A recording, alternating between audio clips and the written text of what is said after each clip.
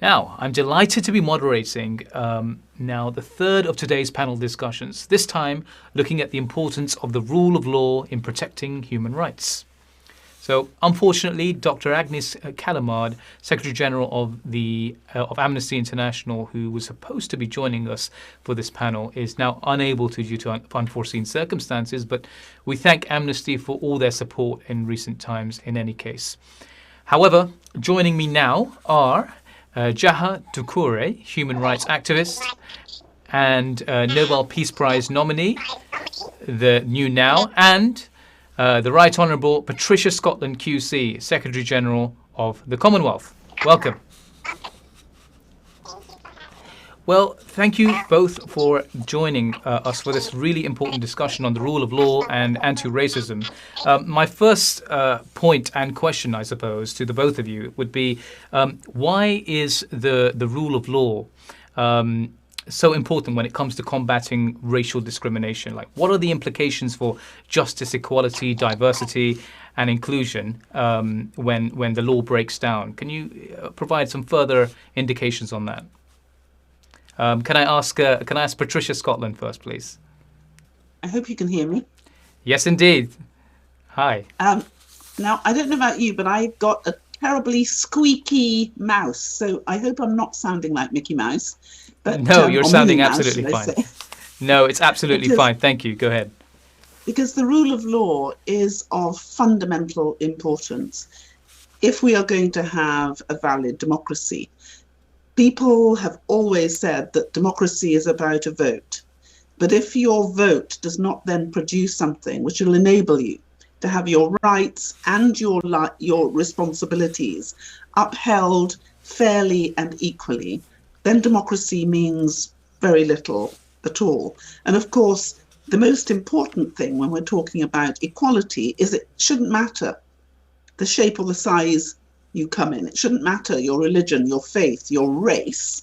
You should be able to have an equal say and be able to come to the courts and have justice. So I think this rule of law is fundamental to what we believe in. And if you look at the Commonwealth, we are bound totally by our charter, which is the embodiment of our values. And those values are predicated upon the rule of law and upon equality. So today is an extraordinarily important day for all of us. This discussion, therefore, is an incredibly important discussion. When you look at where we are now in our Commonwealth, we have 2.5 billion people, 60% of whom are under the age of 30. And if we are going to deliver for all of those people, no matter where they live, we encompass 6 regions, 5 oceans. If we're going to do that, then it's incredibly important that we make those systems transparent and fair and equal. And you know, 60 years on from Sharpsville, where 7,000 people gathered and 69 were killed and 180 were wounded, we have changed so much. But the issue is, have we changed enough? And I'm not sure we have.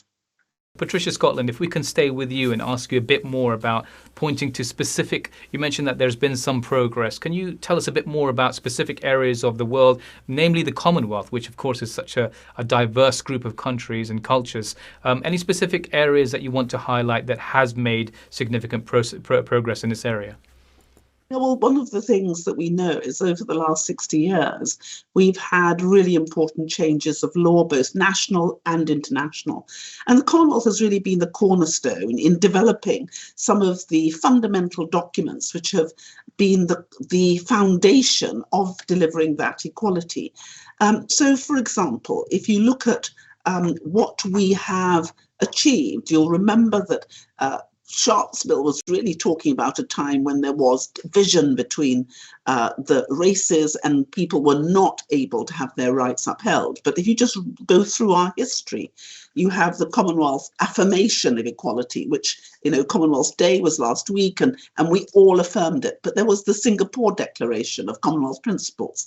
There was the Lusaka Declaration on racism and racial prejudice. And then there was, of course, supported all the UN conventions that we've had. But it's not just the conventions and the charters. What's really been important is implementation. What have we been able to do?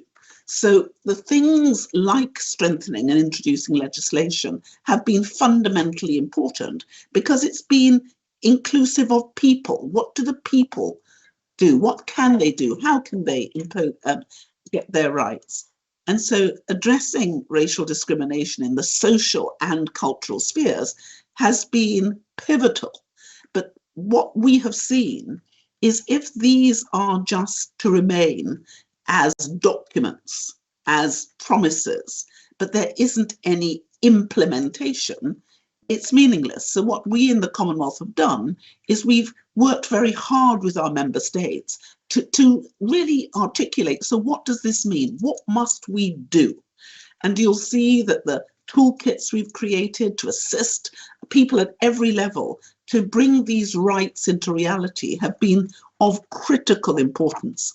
But there is still so much for us to do. We saw even in COVID the difference that's been made by people in different parts of the world. That, I said before that we've been all in the same storm, but we haven't necessarily been in the same boat.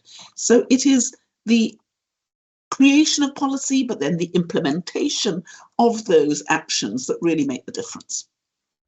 Thank you. Well, we have managed to fix the audio, I believe, for Jaha Tukure. I'll allow you to come in now, please, with any thoughts or ideas following what's already been said. No, absolutely. What I was saying is looking at racism and equality, I come from it from two angles, being that I'm from the Gambia and I grew up in the United States. So as a Black African in the United States and someone that founded an organization, you see how we're treated differently because the world is okay with looking at people like me as victims, survivors, and people that they can feel sorry for. And rarely are we given the opportunity to lead our own battles and our own fight. And I think both in the development sector as well as, in anything that we do in life. I mean, I like what Patricia said, your gender or your race or your religion shouldn't have to determine where you get justice or how you get justice. I'm a son of two Black American boys, and there's not a day that goes by that I don't worry about them or what happens to them. So I think this is, we should move away from lip services where we're given opportunity to people of color, but not only giving them opportunities because of tokenism, but helping them reach their full potential, if that makes sense. Yes, thank you. And what do we say to those young people, for example, that find it very difficult to engage with institutions, government institutions, even international organizations? Do you have any guidance, I suppose, for those that want to join the struggle at the grassroots level? What kind of organizations should they be affiliating with or moving towards? Patricia, can I ask you first, please? Well, one of the opportunities I think which is so important for all of us is because 60% of our Commonwealth is under the age of 30. In the last 50 years, will be 50 years now next year, we've been working with Youth Network. So I would say, please get onto our Commonwealth Youth Network. We have networks to do with almost anything that you can think of, whether it's to do with climate change or good governance or peace or agriculture, all of those things which are so critical for having young people's voices. And it's not just their voices. We know that young people are today's leaders, not just tomorrow's. And we also know that we're going to live in this really complex, increasingly digitalized world. So we need all of our young people to be engaged. We need their passion, their spirit, and their ingenuity. So I would say very strongly, please go and look at all of the Commonwealth networks for young people. get engaged. You are the difference that we need in order to make the difference we need in the world. And all of this is open to you. But I think understanding and telling young people, you actually don't have to join anything, make yourself your first voice. You need to be able, in wherever you are, if there is something that you feel strongly about, you need to be able to speak about it and not be afraid. Never think that you're too young or lack the skills. Taking that first step is always the most important. Talking to your friends, speaking about things which concern you, and then seeing what you can do yourself in your area. I think one of the most powerful things to say to young people is you have more power than you think. And so start today. Think today, what can I do? I remember that the first time that was said to me, I was 6 years old, and it was at the time of Sharpsville. And I was seeing young people like me being beaten up and killed because of the colour of their skin. And I remember saying to my father, this is terrible. Something has to be done about this. And he said to me, yes, I agree. So what are you going to do about it? And I thought, I'm 6. And he said, your point is. So I think I'd say to young people, start today. There are things that you can do, and the things you can do with your friends, but also join our network and come and join us at the Commonwealth Secretariat's work in order to be the difference. There's lots you can do. Great. Shaha, is there something you'd like to say on that? No, absolutely. I agree with everything that she said. When it comes to young people, I think it's important that we understand that we are never too young to lead. And then when you're talking about young people at the grassroots level that are starting either organizations or trying to make a meaningful difference within their communities, it's not easy and it's a lonely career. I mean, I look at myself as an experience. When I started my organization, I was 23 years old. And, there was not a manual that tells me what to expect or how to do this. And I had to learn as I go. But throughout my journey, I've also been very blessed to have mentors and older generation women that have guided me, that have supported me, that have invested in me. And I think it's important that all young people, even though we know that we have the skills and the capacity, but there's always room to learn more and improve more. And when you do start an organization or when you do start a company, it's also important to have great advisors around you because no person can do it alone.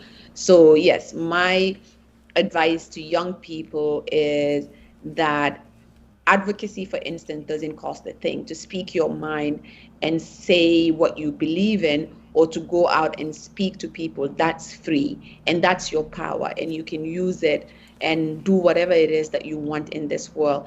And never doubt your potential to actually make a meaningful difference or make a change.